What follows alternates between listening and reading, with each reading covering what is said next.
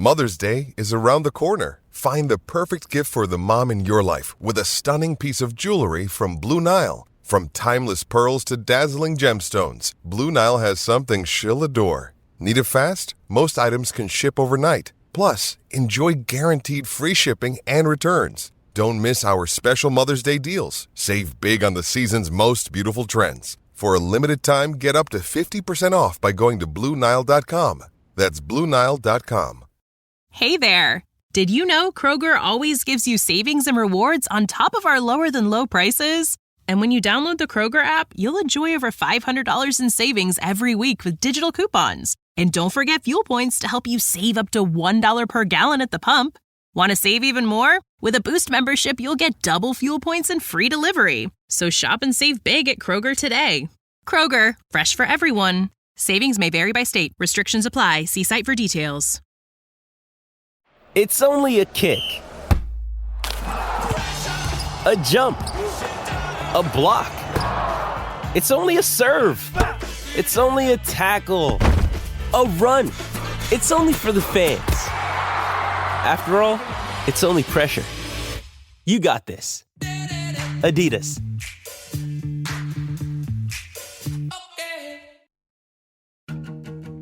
Hello, everybody, and welcome to this episode of Sports Legends of the Carolinas. I'm your host, Scott Fowler, sports columnist for the Charlotte Observer, where I've worked for the past 30 years. And as always in this podcast, I'm traveling across the Carolinas, seeking out some of my very favorite sports legends and asking them to tell the stories behind their rise to iconic status. Now, for this episode of Season 3, we're close to home, in the South Charlotte area, where we are seated inside the office of former Carolina Panthers star wide receiver Muhsin Muhammad. Moose, as most everyone calls him, was drafted in the second round by the Carolina Panthers in 1996. He went on to play 14 NFL seasons, including 11 with Carolina. Ball, touchdown. And who is it? Their big man, Muhsin Muhammad. Their big body receivers there on the waiting end with that lollipop falling from the sky, and it's 6-0 Carolina. Known for his physicality, his great hands, and his knack for making the biggest plays in the biggest games, Muhammad still owns the Super Bowl record for longest touchdown catch at 85 yards. Now 50 years old, Muhammad has raised his family of 6 children with his wife, Krista, in the Charlotte area, ever since his retirement following the 2009 season. The Panthers inducted Moose into the team's Hall of Honor in 2023, and in our conversation, we talked about shushing the crowd in Philly, that Super Bowl catch, and Nick Saban's viral comments about Moose that still make the rounds on social media a decade later. Muhsin Muhammad, next on Sports Legends of the Carolinas. Moose, welcome to the show. Oh, Scott, thanks for having me. Yeah. This is going to be a lot of fun. And let's start, because we're in NFL Draft Month, let's start with that. Tell me how you first made the journey from Michigan State to Charlotte. You were picked, I think, second round, number 43 overall in 1996. So tell us your own draft story, where you were when you were picked, and what you thought when the Panthers picked you. Yeah. Well, it was quite a voyage to get to that day. I think a lot of my history with Michigan State, with Nick Saban, and having an opportunity to come on the team my junior year, playing all special teams, and Scotty O'Brien, who was our special teams coach here for the Panthers, talked about when he scouted me as a junior, and there were a couple of games where I made every single tackle on special teams, right? And so I kind of carved my path that way. And then going into my senior year, really having an explosive year in college football, allowed me to be in that position to be drafted in the second round. A very deep draft where you've got, guys like Keyshawn Johnson, Marvin Harrison, Terry Glenn, Eric Moulds. Terrell Owens was a later pick, but obviously having a Hall of Fame kind of career, but, very deep wide receiver draft. I spent that day, Scott, at home with my family. My parents were there. My wife was there. She was my girlfriend at the time, but close family friends, and we sat in front of the TV and had a telephone sitting there. Didn't have cell phones back then, so we just kind of sat next to, had a phone The sitting landline, the landline sitting next to us. And, we watched and waited for that call. And it was a special day. Panthers have selected Muhsin Muhammad, wide receiver from Michigan State. My aunt, the Bible that I read from today, my aunt gave to me, and it has that April date in my Bible of 1996 when I was drafted. And it's one that I still study and read from today. But that was a gift that I got that day. My Aunt Tricia gave me that Bible. My mom's sister gave me that Bible that day, and it was her gift to me, and it's one I still use. But, we sat around in front of the TV and had the phone sitting there, and, I got a call from Dom Capers, and it was a special day. And what did you know about the Panthers or Charlotte at that moment in your life? It's interesting because there's a city in Michigan, not far from Lansing, Michigan, where I played high school and grew up and went to college at East Lansing. But the city is called Charlotte, spelled the same as Charlotte, right? I didn't know that. But it's pronounced Charlotte, and they had a high school there that we played against in basketball in the playoffs and all that stuff. And so when I saw the name, I thought it was Charlotte. And you thought that's how to pronounce it? I thought how to pronounce it, but it's obviously a Charlotte, right? And but very knew very little. As a matter of fact, Lansing is a real small city. I actually had to go pull a map out and try to figure out, okay, wait, where's North Carolina? Where's Charlotte at? I was kind of a small town guy, so that's how it all started. Wow, because you really did. You were super hometown, right? I mean, you stayed in Lansing. Yeah. Went to high. How far away was Michigan State from where you? Less than 20, 30 minutes. Oh, wow. From where I grew up. Well, tell me about growing up. I read somewhere that you actually went to a few of Magic Johnson's basketball camps. Is that true? That's true. Yeah. Dr. Tucker and Magic Johnson had basketball camps, and we got me and my brother. We got scholarships to go to his camps, and so. Attended Magic Johnson's camps. He was a kind of a obviously local hero. Magic with the spin and the bucket. And had an opportunity to go to his camps and meet a lot of his teammates that I watched at the Lakers, and Isaiah Thomas with the Pistons, and just getting into that whole frenzy around playing sports at a very high level and practicing at a very high level. It was interesting because, Magic's dad, who was very influential in the city, my wife, who was then my girlfriend, her best friend, Renee, is Magic's niece. And so we would hang out at Renee's house a lot, and Magic would come home after his seasons were over, and, we were just in awe of Magic Johnson. And he was kind of like this, bigger than life figure. But we had the opportunity to play in his basketball camps, and basketball was one of my first loves, playing, sports that I loved a lot. Doesn't basketball have something to do with your famous touchdown dance? Is that right? Yeah. Tell me that story. So, one of my favorite basketball players to watch did a lot of just kind of the crossover, right? And the touchdown dance, is really taking that ball and going between the legs. It's like the ultimate sort of disrespect. And when you watch, Allen Iverson was, used to just cross guys up. And, watching him play as a kid and just watching him kind of cross guys up and be, his quickness was electrifying. And so, I enjoyed that. I mean, my dance was really about that. It was like when you make this great move, right? You just kind of like crossing the guy up, and that's what it was all about. It's not an easy thing to execute, when you got football and trying to go between your legs real fast, right? I mean, it's kind of a little skill to it too. Yeah. But I mean, that was my thing. It was just kind of like, you made this great move, you just cross somebody up, and so, it's a crossover. Well, tell me a little bit more about growing up. What, who raised you, what life was like in Lansing at that time? Yeah, I was kind of a small town kind of kid. Grew up across the street from Grand Woods Park. Loved to fish and hunt and do all those things. And we had this park across the street from me. And me and a couple of buddies, we would always wade up the Grand River and have a lot of fun just doing outdoor stuff. But it was a combination of really falling in love with sports and doing a lot of things sports, but then falling in love with the great outdoors and being in Michigan and being able to, explore those different things with outdoors. But no, I had a kind of simple, childhood.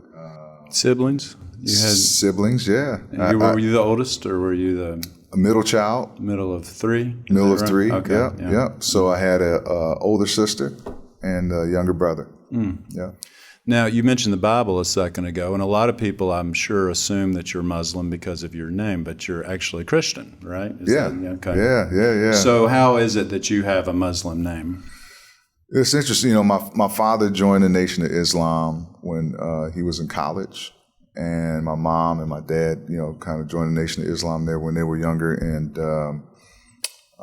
I think in that point in time in our history, building up Black families and the culture and the focus on unity and education and, all the things that I think were critical to the culture and the race at that time.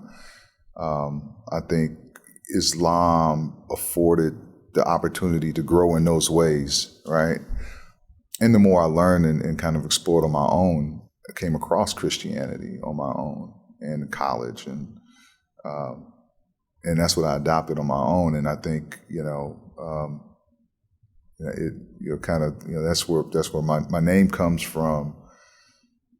Just that part of my life with my parents, were part of that. And my mom, I think, was always a Christian, and my dad was raised in a Christian household. But I think at that time in history was when they sort of converted to that. But I think, now I think they're a little bit more Christian. It's interesting because the more I learn about religion and faith, and we all serve, one creator, and there's so many similarities with, with all the different cultures and religions, and there's all these commonalities around how we treat people and our neighbors and our families and there's so many different similarities. Speaking of days at Michigan State, Nick Saban, 10 years ago now, had some kind of a viral comment about you and how well you turned out and how he kind of gave you a second chance, and we'll listen to that now. When I was over there at the Nagurski, Muhsin Muhammad, who played 15 years for the Carolina Panthers, played for me at Michigan State. Everybody in the school, every newspaper guy, everybody was killing the guy because he got in trouble and said there's no way he should be on our team. I didn't kick him off the team. I suspended him. I made him do stuff. He graduated from Michigan State. He played 15 years in the league. All right, he's a president of a company now, and he has 7 children, and his oldest daughter goes to Princeton. So who was right? I feel strong about this now, really strong. So when you hear that clip, what comes to mind? Well, I'm thankful. I'm thankful that that I had a coach like Nick. I'm grateful for that. I'm proud of what I made of my opportunities, right? And being serious about life and sort of making these changes gives me a chance to reflect, somewhat, right? Proud of my transition and things that I've done post-football. I'm still working hard. Every day is a new day, and the challenges and so forth and opportunities. But, I'm proud about that. I'm proud about my family, right? And what my kids were able to accomplish. And my wife, who's been there from day one, right? From high school, right? That's something. Yeah, right. High school sweetheart. So, but I think at the end of the day, it does make you proud. Nick was one of those, influential people. Obviously, we've seen what he's done after leaving Michigan State, and And you just had him for 1 year. My senior year. Your senior year. Yeah, my senior year. Did you ever think it was? I mean, we won't go over the offenses, but they were relatively minor by today's standards. Did you ever think you were going to get kicked off the team? It could have, absolutely, possibility. Yeah. I mean, he had choices that he could. What do you think your life would have been like if you had gotten kicked off the Michigan State team? Man, I tell you, Scott, it would have been different, but I'm very ambitious. Yeah, you would have gotten in the league anyway. I think I would have tried to find a way to get into play professional sports. Could have been basketball, really. Could have been football. But even outside of that, I think, I've always been a very ambitious person. And so success was a part of my DNA. Let's fact check him up on a couple of those things. I think he said 15 years with the Panthers. It was 11 with the Panthers. He rounded up. That was the other thing I took from that. Too, yeah. He rounded up on the kids too, right? So rounded up with the kids. He rounded up with with the years in the league. He had most of the facts right. Mostly right. Yeah, mostly right. I mean, it's been some years since he coached me at Michigan State and so forth. But he was close. It was very close. And it's just so for folks who don't know. So it's 6 kids, not 7. Yeah, that's right. 11 years with the Panthers, not 15, but 3 others with the Bears, where he also played with total another 14 years. 14 is basically the same. Pretty close, right? I mean, he rounded up 15 years. Exactly. But one of your daughters did go to Princeton. That's right. Yeah. And you are the company we're sitting in right now. Tell us a little bit about what you do right now. Yeah. So I'm a managing partner at Axum Capital Partners, which is a boutique private equity fund, and we invest in the food and beverage sector. So, it's it was a dream of mine to create a platform to be able to invest in operating companies post career. Put a great team of people together and make some great investments and build some businesses. How many people work here? This is a very opulent conference room we're sitting in right now. It's with a gorgeous view of the skyline and South Park Mall. Oh, well, thank you. No, I've got 2 partners. We've got a handful of employees that work here, but then in our operating company, there's at the C-suite, there's close to 15 people that work down there, and decent sized company, not too big, but we're kind of a small cap company. Last thing on that clip, since it has been viewed millions of times and it's been out there for 10 years almost, why do you think it is so popular? I think there's a lot to be said around second chances, the responsibility of a young athlete that has not had an opportunity to mature as a young person, right? Having this microscope on your life, and everyone is critical of every move you make. The day you get handed a bunch of money in the NFL and you're drafted, people expect you to be a leader. People expect you to be, and you got these 20-something-year-old completely grown up. No mistakes allowed. No mistakes allowed, right? And I think we have a very low tolerance for that because of the money that's involved and the opportunity that's involved, and so there's not a lot of leeway given. There's not a lot of grace given to young kids who make mistakes, and it's like just throw them to the wayside. And I think Nick truly believes in people, and whether he gives someone a second chance and they take advantage of it or not, it's his job to try to take these young kids, develop them in more than just football, but develop them for life. And I think he has a passion for that. I think that's part of the reason why he's been so successful, is because he's been able to convince people that, hey, let me be that mentor, that steward for your child as you take him from high school to college and then to the next level, and develop him as a human being. And so I think that clip captures quite a bit in it, right? Because I made Nick look good too, right? Yeah. Good thing you didn't mess up. All right. Because he gave me this chance, right? Yeah. And then obviously, it's turned into a really good story. We'll be back right after this.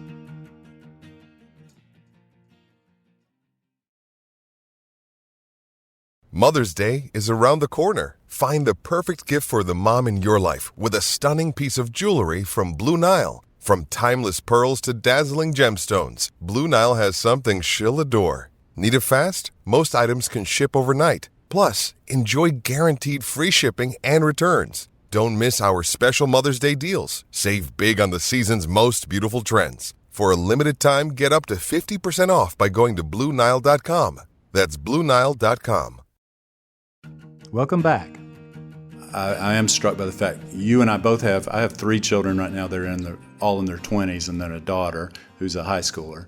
You have 6 children, and they're all in their 20s, right? 20s, so they're very much the age, the younger ones that you were when the time in your life Nick Saban's talking about.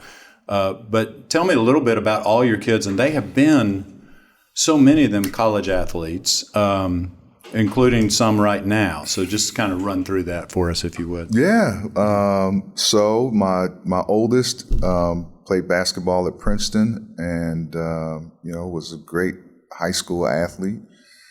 And since then, since Princeton, was working in the real world now. Went back to law school. Is in law school at Syracuse. And who is that? That's Jordan. Jordan. Okay. And then my second oldest is Chase, and Chase had a really good high school career, turned that into a college career, went to Johnson & Wales, had this passion around food.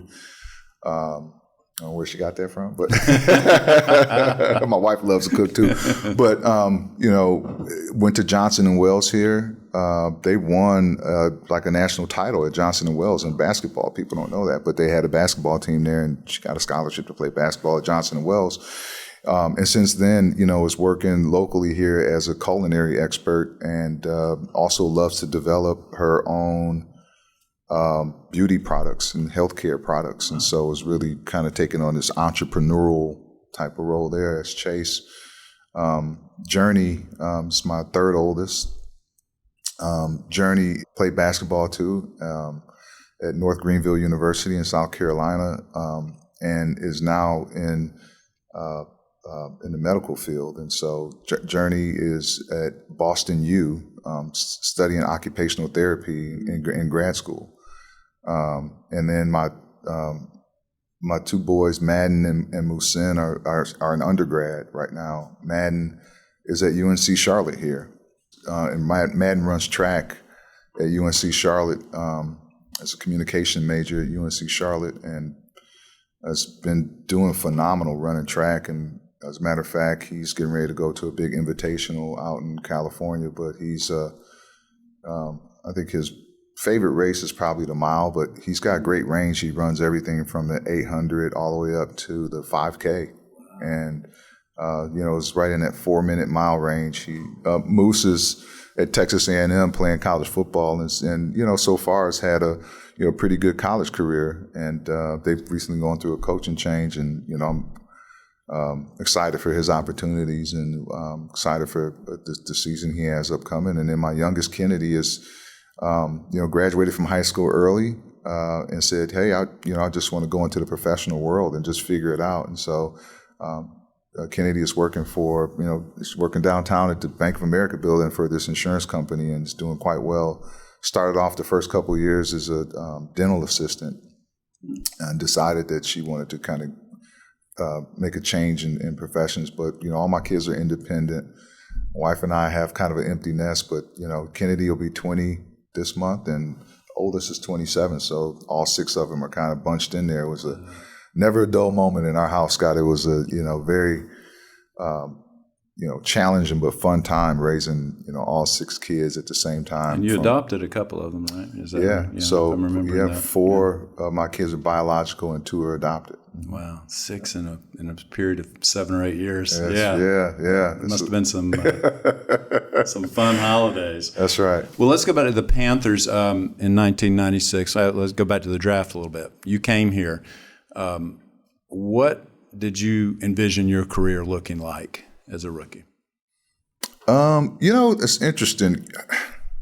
I set these kind of personal goals around development, and it was really around daily routine and wanting to be the best at what I did. And so my goals were really focused on just kind of daily goals. It wasn't Hall of Fame. It wasn't, all these, Hall of Honor, but have my name on the wall in Panther Stadium. Bear with me because I do have a list of people that I would just want to thank, right? I think the first, obviously, my Lord and Savior, Jesus Christ, because without him, nothing would be possible. I'm going to hold it together. My parents are here tonight. I've got a lot of friends here tonight that have supported me, and you all have been a part of molding me and who I've become over time. And thank you for everything that you all have poured into me and supported me throughout all these years. All right. Thank you so much, everyone. It was about making it to the next contract, right? Sure, that really, was really focused on that. I mean, because you have to remember when I was in high school, I was a running back and a linebacker. I didn't play wide receiver until I got to college, and that transition was a bumpy transition for me, And so, only starting 1 year of college football really meant that my development had to come in the National Football League, and I had to be focused on that development. Walking in the door on the first day, I had an opportunity, and, I signed late, I don't know why I was a camp holdout, but. And didn't the veterans sort of give you a hard time when you came in? Oh, they tried to kill me. The first day, I got picked up, Mark Kontz and Brandon Bean actually picked me up from the airport. The future Bills GM. Yeah. Future Bills GM picks me up from the airport, and they drove me down to Spartanburg. And I felt like I was walking into a frying pan that first day after I signed my contract. They literally rushed me down to the equipment room. Jackie Miles was there. Put my helmet on, got fitted, and went straight to practice. And it was probably the hottest day in Spartanburg, South Carolina. And Dom Capers was on a rampage. And, and after I got an IV after practice, and I kind of after I rebounded from that brutal dehydrated practice I had there, the vets made me take just about every rep. I got to sit in a meeting next to Dwight Stone. Stoney, one of my favorites. Stoney, man, one of my favorites too. And I had Dwight Stone on one side. I had Mark Carrier on the other side. Mark was amazing as a sort of mentor. But, in that meeting, I sat down and I watched Dwight Stone. He took all these he had all these markers, right? These color-coded markers and all this stuff. And he flipped his playbook open. And, as we were going through install, he was like color-coding each position, and everybody, the X on every page had the right color code, and everything was uniform. And I'm just watching him, right? And I'm soaking all this in as a young guy. And I'm like, man, so I asked him, I said, why are you doing all that? And he was like, well, it helps me stay up in the meetings. But I knew it was deeper than that. It was about being organized, right? And really being, paying attention to these little details. And so having a guy like Dwight Stone, who was really a special teamer, like he didn't even play offense. He was a backup receiver, but mostly a special teams guy. He was a running back in Pittsburgh and all this stuff. So anyway, but his study habits were amazing. The next day, man, I got all these markers and I started doing the same stuff, right? I started, doing that and then off to the races after that. I just really I had this veteran locker room. It was amazing to walk into a veteran locker room with guys like Sam Mills and, guys like Carlton Bailey and Eric Davis and, all these guys, Howard Griffin on offense and Kevin Green was there. Sam Mills was there. Kevin Green was there. Lamar Lathan was there, but we had a veteran group. Willie Green was, a receiver in that room, and Mark Carrier were the two kind of leaders of the room. And then Dwight Stone, like I said, developing study habits, but being around those kind of really older senior players, they set the tone for us, and really, for the young guys coming in, the baton was passed on how you prepare and how you think about being a pro. That's interesting. And so then eventually, of course, y'all made the NFC Championship game as a rookie for you, and then eventually you became the veteran. And that leads me to the question about you and Steve Smith, a very dynamic relationship, probably changed a lot over the years. How would you describe that? Man, a true brotherhood. I would say. Even today, I think Steve and I are even closer today than we were as players. Like any brotherhood, there's going to be ups and downs, tumultuous times. There's going to be good days, bad days, hard days, and everything in between. Steve's rookie year, we went 1-15. I think people forget about that, right? And 2 years later, we're in the Super Bowl, right? And so, when Steve came in, I think he was really focused on being a special teams player. And eventually, made that transition into being a receiver. But, I think Steve has talked about the role that Ricky Prohl and we played in his development and challenging him on a daily basis, to be great. Here's all this amazing potential, right? But underdeveloped in terms of being a receiver in the craft. And, every day I think, Steve challenged us. I learned a lot from Steve. And I think vice versa, Steve learned a lot from us. But, it was just a great relationship. Like I say, even to this day, we're probably better friends today than we were when we played. Because you would have been competitors when you played, right? You both were kind of co-number ones there for a while, and alpha males, I would think, right? Yeah. Oh, absolutely. So yeah, I don't know if you want to call it co-number ones or Steve came in and became a number one, and I had to go to two, and and then he got hurt. Maybe that did happen. So did that sit well with you?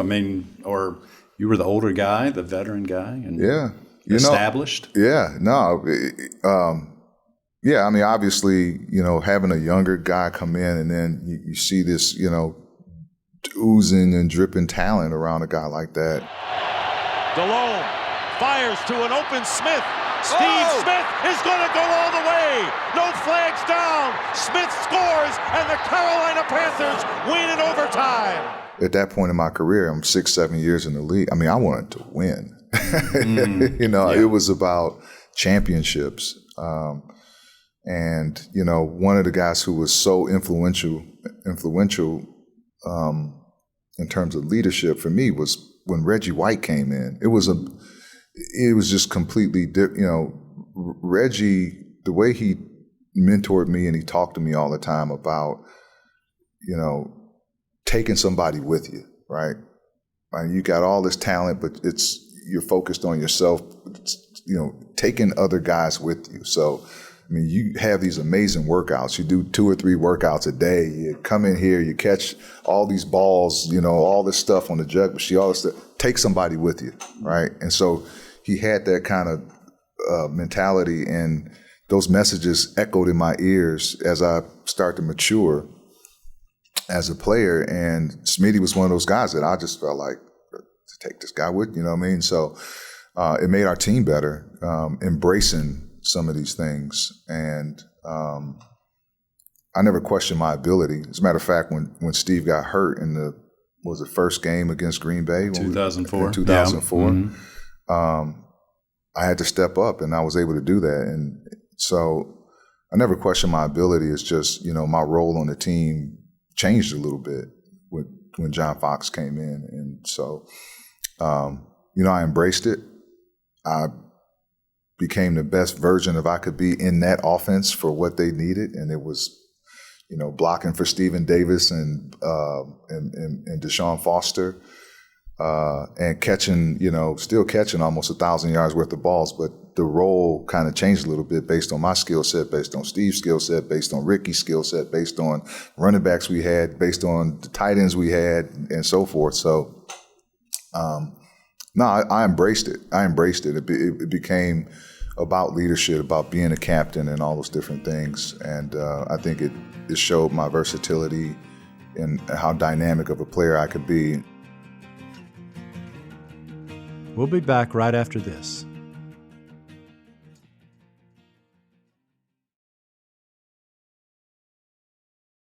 Welcome back.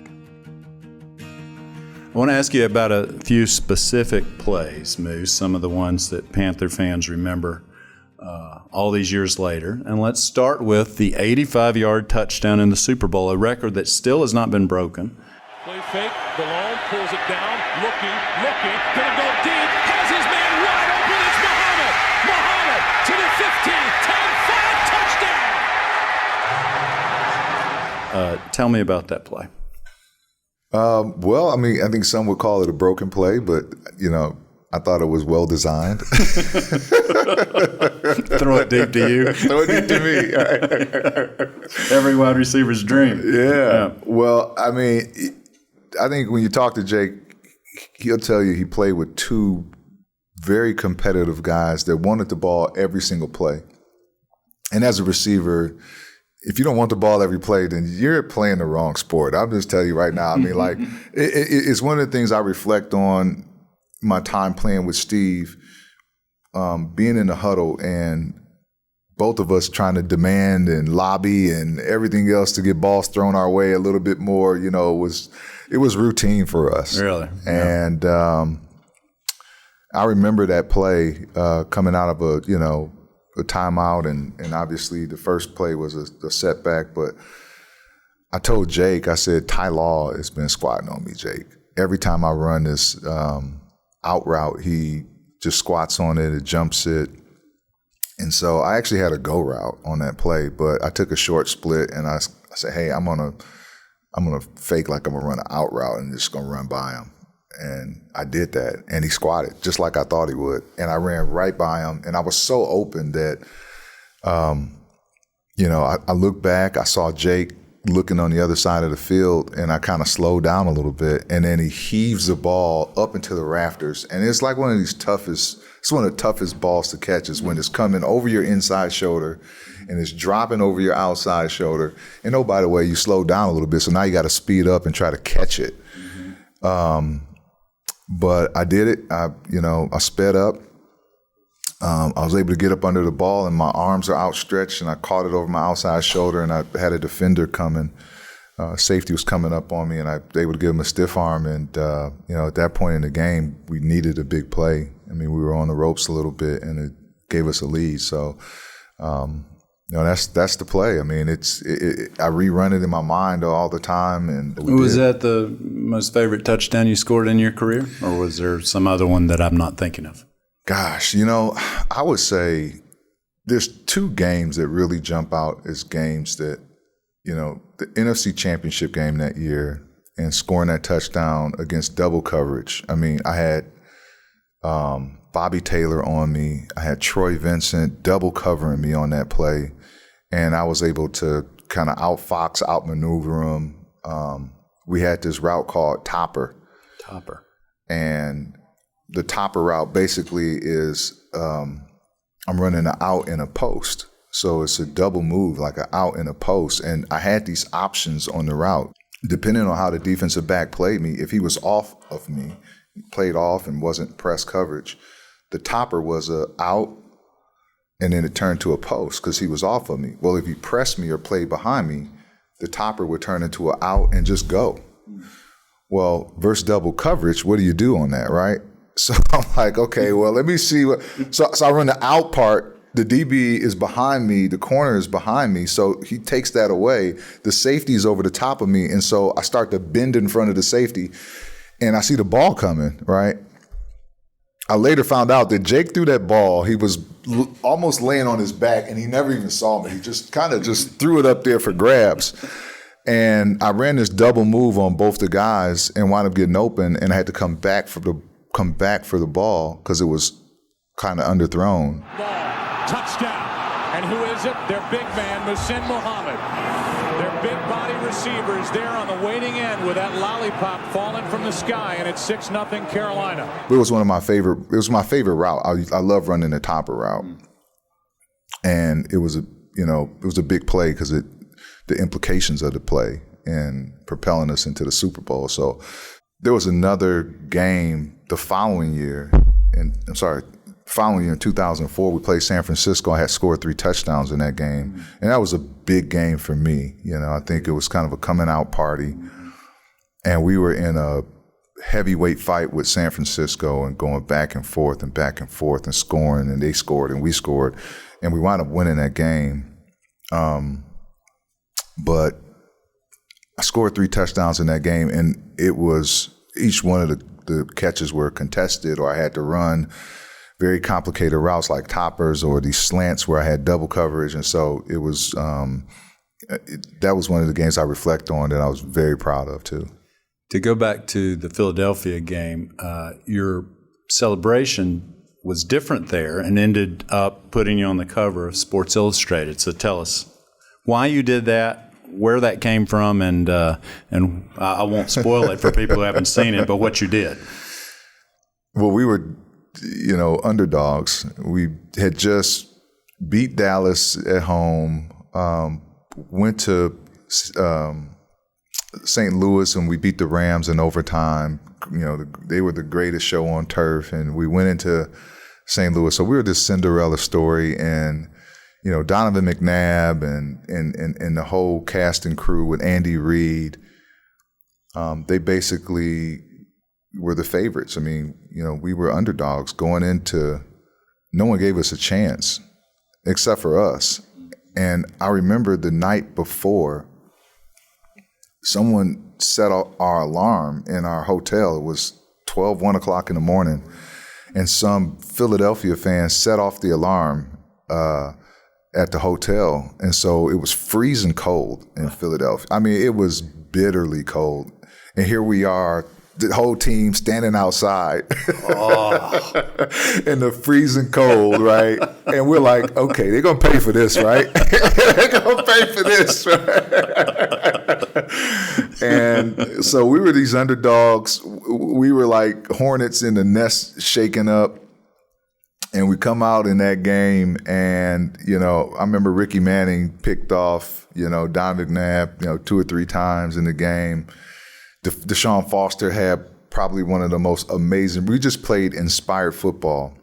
And when I caught that touchdown, I was just like, shh, y'all don't know what's coming, right? And so it was this sort of quiet approach because the crowd was loud.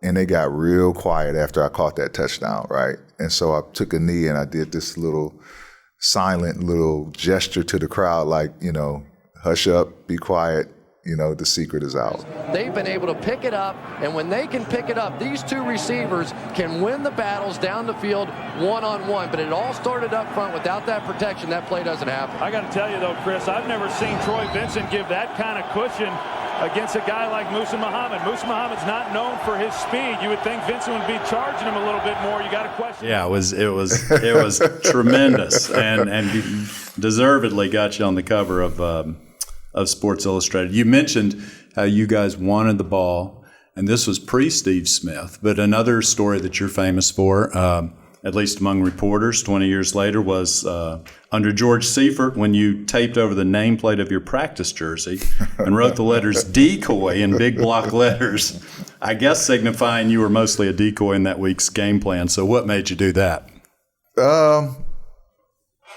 It's a little retaliation, I think I led the NFL in catches that year. And, in hindsight, it was a little ego-driven, I think my ego was bruised a little bit because, George Seifert came to me early in the week and told me that, hey, I think they're going to try to double cover you a lot. I said, well, they've been doing that every week. What are you talking about? Mm-hmm. And we're going to make you a decoy this game. I think you just, run the ball off and, you run your routes and run off the defenders and so forth. And I don't know. It didn't quite sit well with me. Yeah. So I was a little rebellious at that point, and we kind of bumped heads a little bit. Let's revert to present day for a minute. But since the Panthers have had a whole lot of changeover at Bank of America Stadium, which has not been uncommon the last few years, what are your initial impressions of Dave Canales and also Bryce Young as a quarterback? Dave Canales, I think his track record sort of speaks for itself. I think that's why he's been given the opportunity to get his first coaching job. I think it's justified. People don't care about how much you know until they know about how much you care. I think it's more prevalent in this present day athlete than it ever has been in the past. I mean, back in the day, the Junction Boys and Bear Bryant and all these stories about how hard, training camps could be and how coaches treated play. It's just a different era of player. And I think Dave Canales, I think he really genuinely cares about the success of his players, each and every single one of them. And that's bode well for him over his career. He's really it's helped develop guys to a different level. I recently watched an interview with Shannon Sharpe and Tyreek Hill, who's an electrifying, amazing receiver in the game right now. And he talked about his transition from track to football in the interview. And one of the things that jumped out to me was, he talked about how he went from, in 1 year, running a 10.8 to a 10.1. And it was because his coach believed in him. Like, imagine that, right? Like, yeah. Being able to go from a 10.8 to a 10.1 in 1 year because of how much your coach believed in you. Well, I think in today's athlete, that matters quite a bit of how much your coach believes in you and the development. I think Canales embodies that to a certain extent. Like, does that translate to successful wins in the NFL? Remains to be seen, but I think he's got the right temperament, approach, and track record to give him a shot. Makes sense to me. And what about Bryce? 14. Pressure again. Young is buried. DeMarcus Lawrence gets home.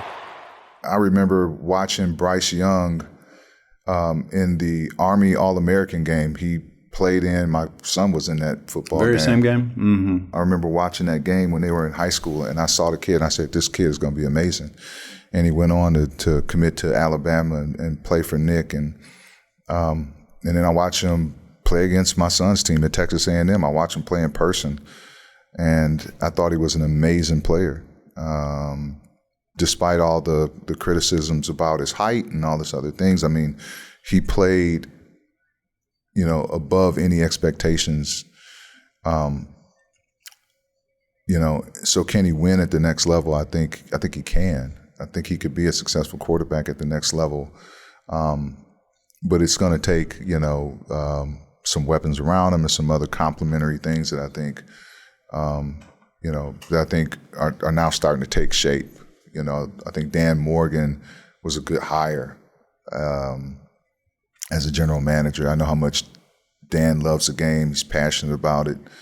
I think he deserved an opportunity to build a team. And when you look at the history of athletes that have become general managers, they've had a pretty good track record of success, and so you look at John Elway and you look at John Lynch, right? So I think there's some pieces that are in place that it should translate to success, but it all has to work together, right? There's this. There's another saying, sometimes it's better to be lucky than good. Yeah, they need some of that. Yeah. We need a little bit of that, Panther magic back in the building. Yes, they got to get the cardiac cats revitalized. We'll be back right after this.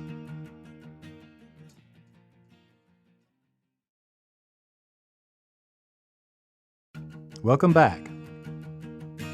I asked this of every former NFL player I ever interviewed, but how is your health, and have you had any concussion issues? Depending on who you ask. I would say, I think from day to day you have your like kind of moments sometimes, I guess. I don't know. I think a part of mental health is exercising your mind, just like any other part of your body. You have to challenge yourself, intellectually.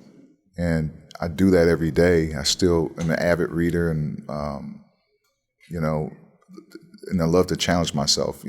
I surround myself with people who are a lot smarter than me every single day. So, me too. Yeah. So I think that part. I think but I think the reality of CTE is what it is. I think we all have some version of that. But my wife's grandfather had CTE. I think he got kicked in the head by a donkey when he was a kid or something. I mean, like, it's like all of us have it in some kind of way, shape, or form. But I still think it's important that you challenge yourself mentally, stay away from drugs and abusing alcohol and drugs, I think lead to some of that deterioration. But no, I feel good. My health is good. I has a couple of eye issues with glaucoma, but other than that, I've got good health. And last thing, you're wearing your Hall of Honor jacket today, and I just wonder, that was a great moment in October, and I wonder what that means to you now to walk into a stadium where you starred for many years and to see your name on the wall. It's a surreal feeling. There were moments in my career where if you asked me if I thought that was a possibility, I probably would say no. There's moments where I thought I would say yes. It makes you proud. It's humbling. It's inspiring. It does make you proud, and I think it makes my family proud. I think for the people who supported me throughout my career and believed in me, guys like Nick Saban, guys, like Bill Polian, who drafted me, from all the coaches, Richard Williamson, rest his soul, to guys like Dan Henning, Joe Pendry, all these different guys who created game plans around me and gave me an opportunity to flourish, from that to my teammates that believed in me too, guys like Steve, guys like Jake, and, all the guys in between there that I played with. Guys like Dwight Stone that I learned from on day one, right? And Mark Carrier, and it gives them something to embrace too, because they can also be proud of that they played a role on a team with a guy who had all the success. Well, Moose, we can't thank you enough for coming on Sports Legends of the Carolinas. All right, thanks for having me, Scott. Thanks so much for listening to Sports Legends of the Carolinas, a production of the Charlotte Observer. This show is produced by Lume Ali Sally, Jeff Seiner, and Cotta Stevens. The sports editor of the Charlotte Observer is Lydia Craver. The executive editor is Raina Cash. If you know a sports fan, we've got a great gift idea for you. We've compiled the first 2 seasons of the Sports Legends interviews into a coffee table book, which includes more than 100 rare photos. Among the 33 legends in the book are Steph Curry, Roy Williams, Mike Krzyzewski, Dale Earnhardt Jr., Steve Spurrier, Jake Delhomme, and Dawn Staley. The first printing sold out quickly, but the book is back in stock now, and you can order a copy at sportslegendsbook.com. For lots more sports content, please visit charlotteobserver.com and consider a digital subscription. You can connect with me, Scott Fowler, by email at sfowler@charlotteobserver.com. Please subscribe, rate, and review the Sports Legends of the Carolinas podcast. Thanks for spending some time with us, and we'll see you next time.